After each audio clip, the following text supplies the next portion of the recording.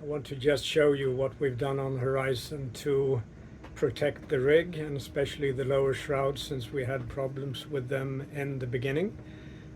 So in no particular order, I just walk through the different things that we've done, both for convenience but also for safety on us on board. So follow along.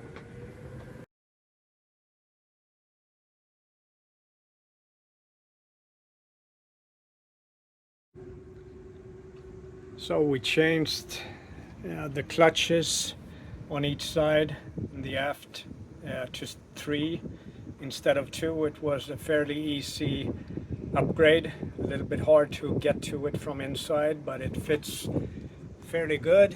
And we have this setup for the preventers and the Genoa furl on this side, and one on each side for the check stays.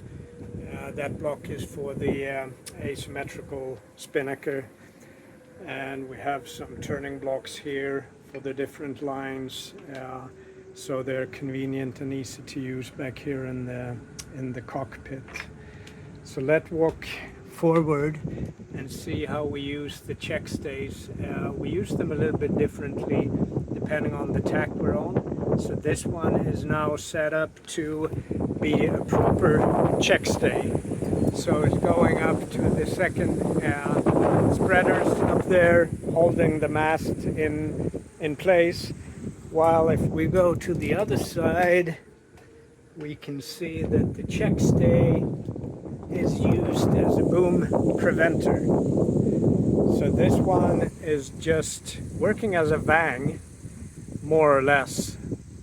We added boom bales to be able to put this in different places, and just holds the boom firmly to one side, sort of like a preventer, but it also, you can adjust the boom up and down, and this very effectively takes away the slamming of the boom and the shock loads that happens when the sail is collapsing and going back and forth. The other thing that we did is that we changed the traveler line to nylon, and after over 50,000 nautical miles, we've had 2 accidental jibes that have destroyed the traveler. So we changed this to nylon to get the 16% elasticity that nylon gives us. So even if we have some shock loads on the boom or even an accidental jibe, the flex of the nylon is taking up that load beautifully, which is quite nice. And of course the check stays can be moved to be used as a check stay or not.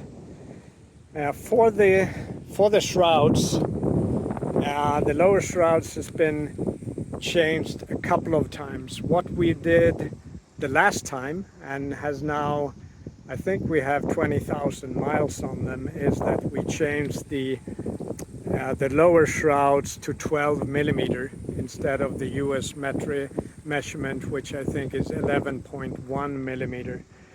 So theoretically we increased the strength of the lower shrouds by, I think, 17%.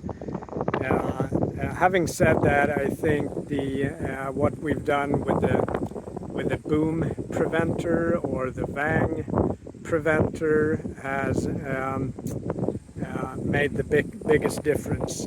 We also make sure to actually try to avoid having too much of the mainsail up when it's rolly and in follow with the when we're running, or even on a broad reach when the main fills and collapses, because that really sends shock loads, especially to the lower shrouds, that takes up all that shock, because that's where the biggest form of the main gives the power into the mast. And then we have proper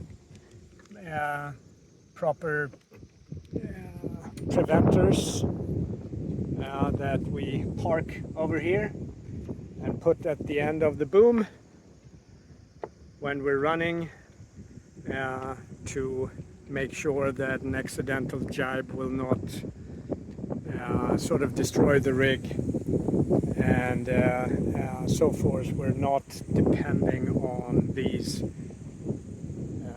boom preventers or vang preventers, whatever you call them. So that's a short rundown on what we've done on Horizon.